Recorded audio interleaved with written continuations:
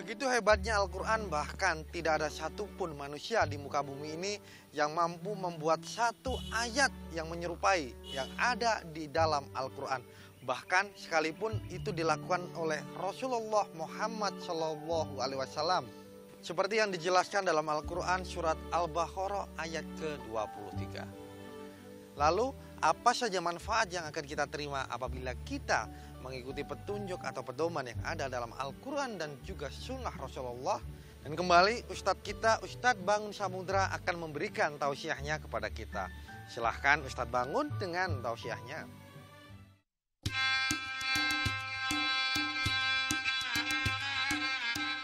Kita kembali kepada tantangan Quran. Dan Allah tantang di surat 11 ayat ke-13.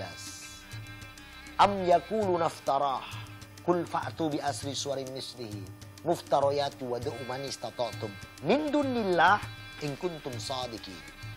Maka kalau kau katakan bahwa Quran ini buatan Muhammad, maka kumpulkan semua orang terbaik, buat 10 surat. Kalau di Al-Baqarah 23, Allah katakan fa'tu bi suratin min misri, 1 surat.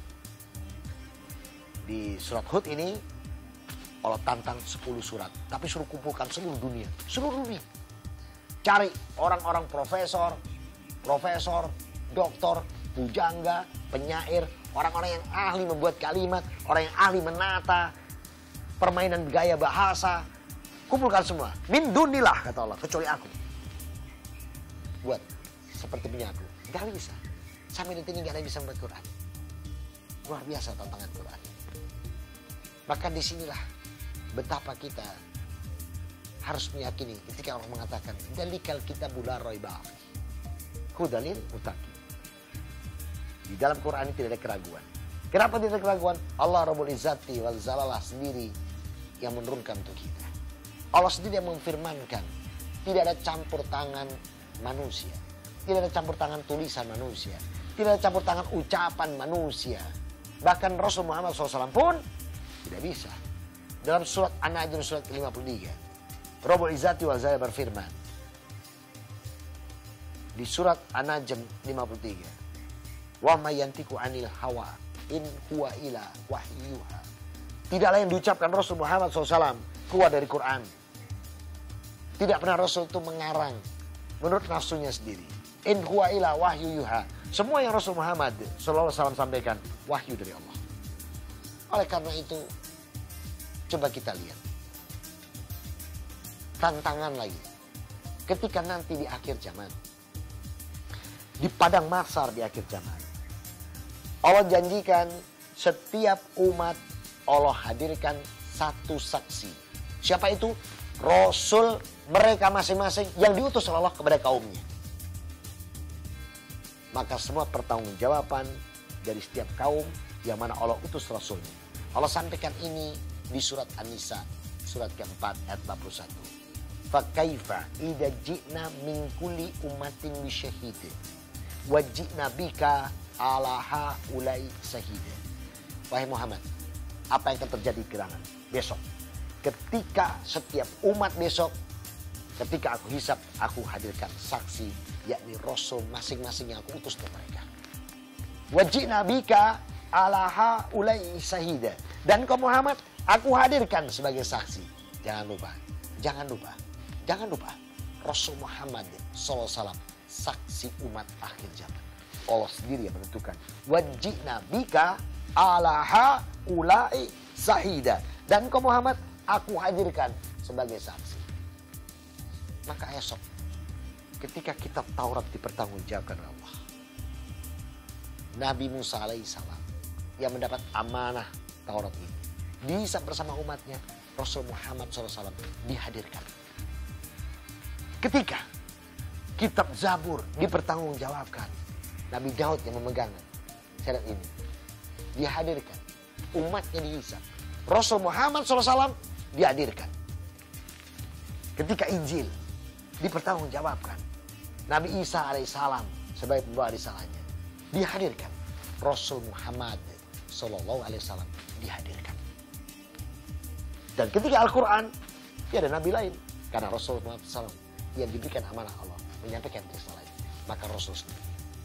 Mengapa Rasul Muhammad SAW hadir di setiap kitab-kitab yang akan diperhitungkan oleh Allah dalam yaumul hisab?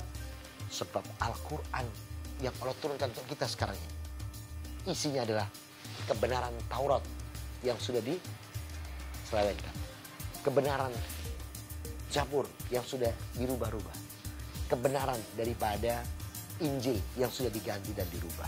Allah tunjukkan kembali, Allah turunkan kembali, Allah sampaikan kembali, Allah ingatkan kembali, Allah nasihatkan kembali kepada kita semua untuk tidak melakukan perubahan-perubahan. Allah turunkan ini melalui Al-Quran.